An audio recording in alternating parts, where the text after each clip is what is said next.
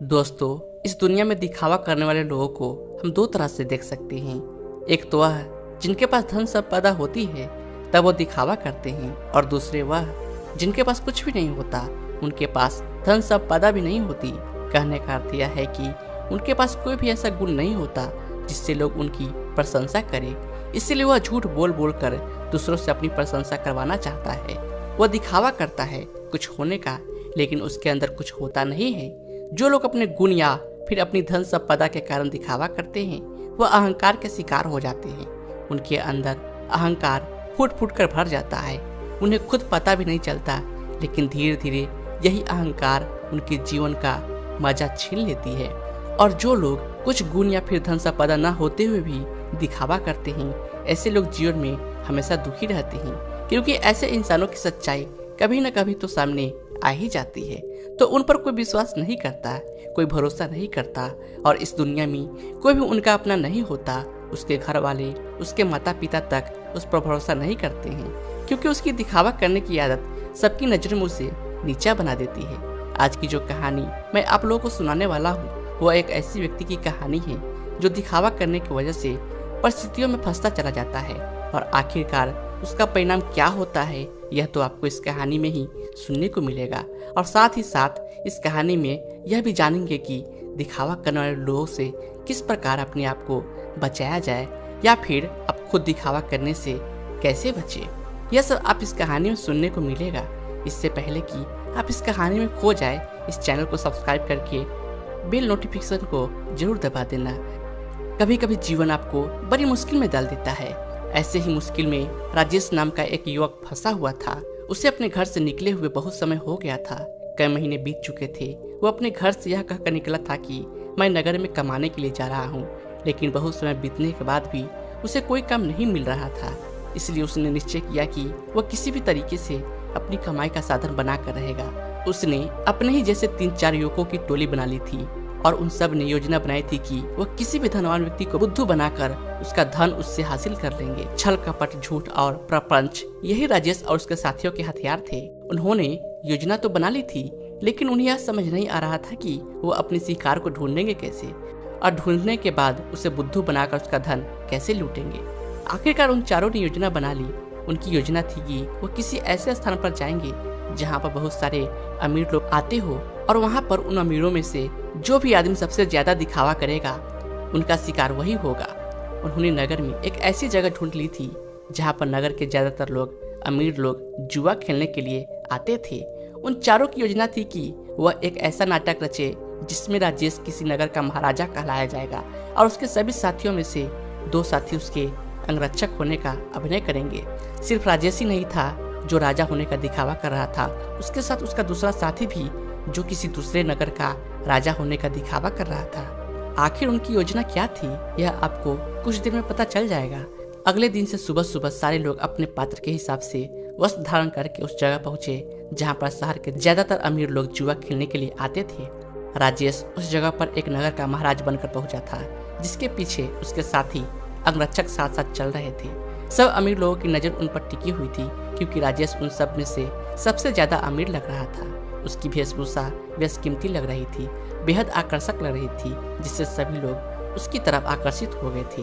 कुछ समय बाद राजेश एक ऐसी जगह पर जाकर बैठा जो सिर्फ बहुत जरूरी लोगों के लिए बनी हुई थी। जब राजेश वहां पर जाकर बैठा तो उसके अंगरक्षक उसके पास खड़े हुए।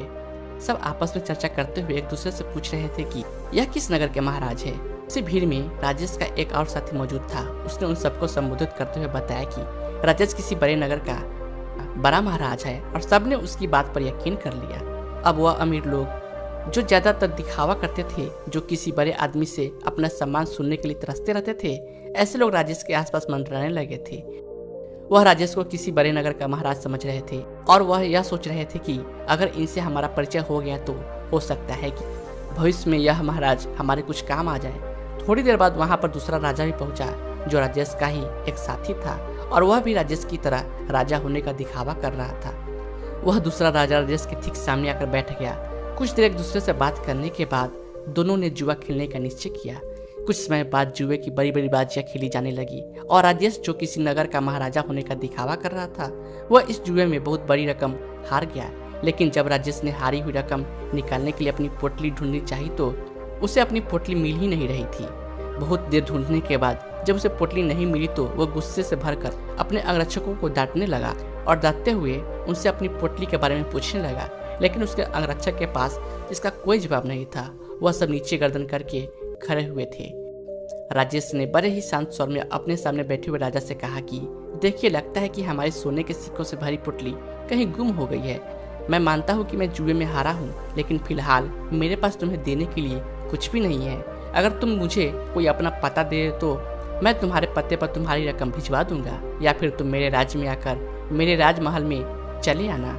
वहाँ पर तुम्हारी पूरी रकम तुम्हें मिल जाएगी। यह सुनकर वह सामने बैठा हुआ राजा गुस्से में आग बबूला हो गया। वह राजेश को बहुत भला बुरा कहने लगा। नौबत यहाँ तक आ गई कि दोनों में हाथापाई शुरू हो गई। वहाँ पर उसके अंगरक्षक और इधर राजेश के अंगरक्षक दोनों आपस में भिड़ गए। कुछ देर बाद एक अमीर आदमी उन दोनों के बीच में पहुंचा और उन दोनों को झगड़ा सुलझाते हुए उसने कहा कि महाराज, आप मुझसे कुछ धन उधार ले लीजिए। आपको लड़ने की जरूरत नहीं है, यह आपको शोभा नहीं देता, यह आपकी शान के खिलाफ है। मैं आपको धन उधार दे देता हूँ, आप मेरा धन मुझे लौटा देना। यह रहा मेरा पता। और अपना पता देते हुए उस अमीर आदमी ने राजेश को बहुत सारे सोने के सिक्के दे दिए। जितने वह जुए में हारा था उसने उसी के सामने बैठे हुए राजा के मुंह पर फेंक मारे और उस राजा से कहा कि हमारे लिए इन मुद्राओं की कोई कीमत नहीं है। तुम हमें जानते नहीं हो कि हम कितने बड़े महाराज हैं, हमारा नगर कितना बड़ा है, कितना खुशहाल है। अगर तुम कभी हमारे नगर में आओगे तो तुम्हें पता चलेगा। इस सज्जन ने मेरी मदद की है और बदले में मैं इसका इनाम जरूर दूंगा। और यह कहते हुए राजेश ने उससे अपने नगर का पता देते हुए कहा कि अगर तुम हमारी मदद नहीं करते तो शायद आज हमें अपमानित होना पड़ता, लेकिन तुमने हमारी इज्जत बचाई है और बदले में हम तुम्हें सम्मान से नवाजते हैं। तुम्हें कभी भी किसी चीज़ की जरूरत हो तो तुम बेझिझक हमारे नगर में हमारे राजमहल के अंदर चले आना। तुम्हारे लिए हमारे राजमहल के दरवाजे हमेशा खुले रहेंगे। वह अमीर आदमी तो चाहता ही था कि किसी तरह मेरा काम निकल जाए, किसी तरह मैं महाराज की नज़र में ऊंचा बन जाऊं कि भविष्य में अपना काम उनसे निकलवा सकूं। थोड़ी देर बाद संध्या हो चुकी थी और संध्या समय सभी अपने अपने घर की तरफ प्रस्थान कर गए। राजेश ने भी उस अमीर आदमी से जाने के लिए आज्ञा मांगी और कुछ समय में उसका धन वापस लौटाने का वादा करते हुए राजेश वहां से अंगरक्षकों के साथ प्रस्थान कर गया।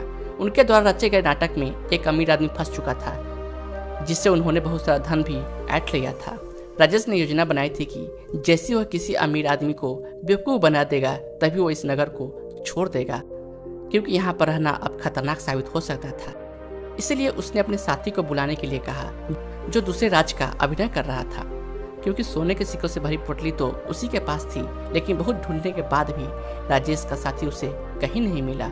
अब राजेश को आभास हो गया था कि उसके साथी ने भी उसे बेवकूफ़ बना आया है और सारा धन लेकर रफू चक्कर हो गया है। जब राजेश को इस बात का पता चला तो उसे बहुत दुख हुआ। उसे कोई रास्ता नहीं सूझ रहा था। बिना धन के वह इस नगर को छोड़ भी नहीं सकता था, क्योंकि कहीं जाने के लिए भी धन चाहिए था।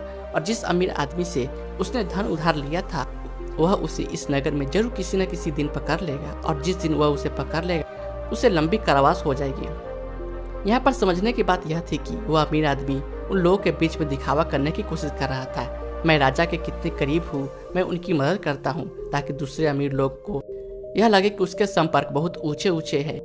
यह बहुत अमीर और बहुत रईस लोगों के बीच में उठता बैठता है, जिससे उसका ओहदा अपने साथियों के बीच में चढ़ सके।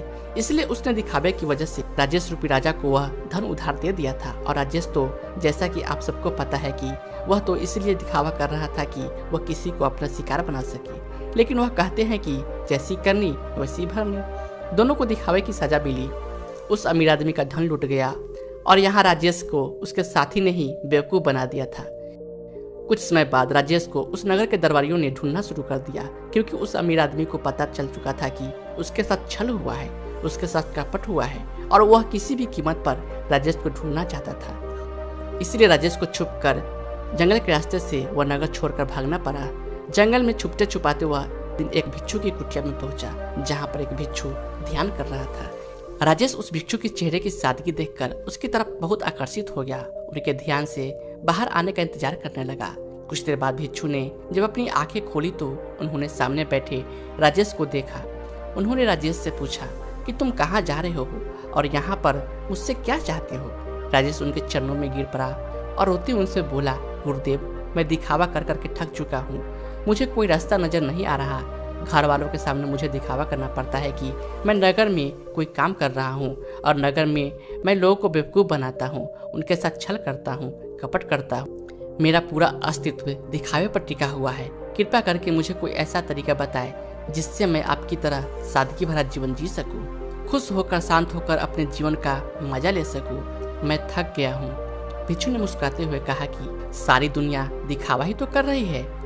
कोई अगर तुमसे कहता है कि तुम बहुत ही ईमानदार आदमी हो तो तुम खुश हो जाते हो, यह जानते हुए कि तुम एक झूठे और मक्कार आदमी हो। हर जगह हर परिस्थिति में जब भी किसी इंसान को मौका मिलता है तो वह दिखावा करने से चूकता नहीं है। यह तुमने भी जरूर महसूस किया होगा। दिखावा करने के बाद तुम्हें तो ऐसा लगता है कि तुम बहुत समझदार हो, तुम चालाक हो, लेकिन चालाक होने के कारण तुम्हारे जीवन की सरलता खो जाती है। तुम साधारण नहीं रह पाते। तुम हर जगह दिखावा करने की कोशिश करते हो, इसलिए जीवन के आनंद को तुम कहीं महसूस नहीं कर पाते। लेकिन समझने की बात यह होती है कि आदमी दूसरे के सामने दिखावा तभी करता है जब वो सामने वाले की नज़र में ऊंचा होना चाहता है। अगर तुम सामने वाले से प्रभावित नहीं होते तो तुम्हें दिखावा करने की कोई जरूरत ही नहीं रहेगी, क्योंकि तुम किसी न किसी तरह सामने वालों को आदमी को आकर्षित करना चाहते हो, उससे अपनी ओर खींचना चाहते हो, और यही दिखावे का सबसे बड़ा कारण होता है। लेकिन जो इंसान तुम्हारे दिखावा करने की वजह से तुम्हारी तरफ आकर्षित हुआ है, तो कल अगर उसे तुम्हारी सच्चाई पता चलेगी तो वह तुमसे भी दूर हो जाएगा। इसीलिए दिखावा करने की वजह से अपने भी हमसे दूर होते चले जाते हैं। हमें इसका कभी एहसास नहीं होता और हम अकेले बढ़ते चले जाते हैं। आखिरकार हम पाते हैं कि हमारा आसपास कोई भी मौजूद नहीं है जिसे हम अपना कह सके, जिससे हम अपने दिल की बात कर सके, क्योंकि हर इंसान के सामने हमने सिर्फ दिखावा ही किया है। लेकिन जो इंसान अपने आप को जानता है, अपने एकांत में स्थापित हो गया है, उसे किसी के आने जाने से कोई फर्क नहीं पड़ता। वह तो बस अपने एकांत का आनंद उठाता है। कोई आए तो ठीक है और जाए भी तो ठीक है। वह किसी को आकर्षित करने की कोशिश नहीं करेगा और इसलिए उसका जीवन सरल होता चला जाएगा, साधारण होता चला जाएगा। और जितने सरल तुम बनते जाओगे उतनी ही आसानी से तुम ध्यान में प्रविष्ट हो पाओगे। जीवन एक परीक्षा है, लेकिन कुछ लोग उस परीक्षा में संघर्ष नहीं कर पाते और वह लोग एक दिखावे का रास्ता अपना लेते हैं। उस जीवन को पूरी सच्चाई से जीना ही नहीं चाहते। वो खुद की सच्चाई को भी खुद स्वीकार नहीं करना चाहते। ऐसे बहुत से लोग होते हैं जिनके अंदर बहुत सारी बुराइयां होती है, लेकिन वो अपनी बुराइयों को कभी खुद महसूस नहीं कर पाते, खुद स्वीकार ही नहीं कर पाते। उन्हें पता होता है कि उनके अंदर यह कमी है, लेकिन अहंकार व दिखावे के कारण न तो अपनी बुराई सामने वालों के सामने बता पाते हैं और न ही उसको खुद स्वीकार करके उसको ठीक कर पाते हैं। इसलिए सबसे पहले दिखावे की दुनिया को छोड़ो, बनावटी दुनिया को दूर हटा दो, क्योंकि जब बनावटी दुनिया तुमसे दूर होगी तो ही तुम्हारा मन स्वच्छ हो पाएगा, निर्मल हो पाएगा। और जितना मन तुम्हारा निर्मल होगा उतने ही अच्छे लोग तुम्हारे संपर्क में आते रहेंगे, और जितना कपटी तुम्हारा मन होगा तो कपटी लोग ही तुम्हें मिलते जाएंगे। हमें वही लोग जीवन में टकराते हैं जिस तरह का हमारा खुद का नजरिया होता है। अगर हमारा नजरिया साफ है, शुद्ध है, तो हमें शुद्ध लोग ही टकराएंगे, और वहीं पर अगर हमारा नजरिया कपट से भरा हुआ है, धोखे से भरा हुआ है, तो हमें रास्ते में ऐसे ही लोग टकराएंगे। तुम किसी को धोखा दोगे, कोई तुम्हें धोखा देगा, और यह गोला निरंतर चलता रहता है। इस चक्र से बाहर आने का सिर्फ एक ही तरीका है, किसी को आकर्षित करने की कोशिश मत करो, किसी को जबरदस्ती झूठ बोलकर खुश करने की कोशिश मत करो। बस तुम अगर यह छोटा सा सिद्धांत अपना लेते हो तो तुम्हारी बनावटी दुनिया कब सच में बदल जाएगी तुम्हें पता ही नहीं चलेगा। साधारण रहकर, सरल रहकर, ध्यान की गहराइयों से जीवन का परिचय कराओ, तब तुम्हें जीवन के आनंद का पता चलेगा। तब तुम समझोगे कि जीवन के असली मायने क्या होते हैं। किसी को बेवकूफ़ बनाना, किसी को झूठ बोलना, जबरदस्ती दिखावा करना, यह जीवन नहीं है, यह दुख है, यह संताप है, और यही दुखों का कारण है। इसीलिए तुम दुखों को काटना चाहते हो तो सबसे पहले इस पेड़ की जड़ को उखाड़ कर फेंको जो दिखावे का पौधा तुमने लगा रखा है। और यह कहकर वह भिक्षु कुटिया के अंदर चला गया। उनके जाने के बाद राजेश ने महसूस किया कि उसके जीवन में जितनी भी समस्याएं हैं उसके पिछले मूलभूत कारण उसका दिखावा ही है। अगर वह दिखावा करना छोड़ देता है तो जाहिर सी बात है वह झूठ बोलना भी छोड़ देगा। फिर कैसी भी परिस्थिति हो वह सिर्फ सच बोलेगा, और जब सच बोलने की हिम्मत उसमें आ जाएगी तो उसका जीवन खुद ही परिवर्तित हो जाएगा। ऐसे ही विचारों में डूबा हुआ वह उस जंगल को पार कर गया। दोस्तों, आपने आज की इस वीडियो से क्या सीखा वह मुझे आप कमेंट में बता सकते हैं। इसी के साथ उम्मीद है कि आपको आज की वीडियो पसंद आई होगी, तो इस वीडियो को उस इंसान को शेयर करें जिससे यह कहानी सुनने की जरूरत है, और उसी के ठीक बाद चैनल को सब्सक्राइब करें तो चलिए फिर मिलते हैं ऐसी ही एक और नए वीडियो में एक नए मैसेज के साथ। तब तक के लिए अपना ख्याल रखिए। धन्यवाद।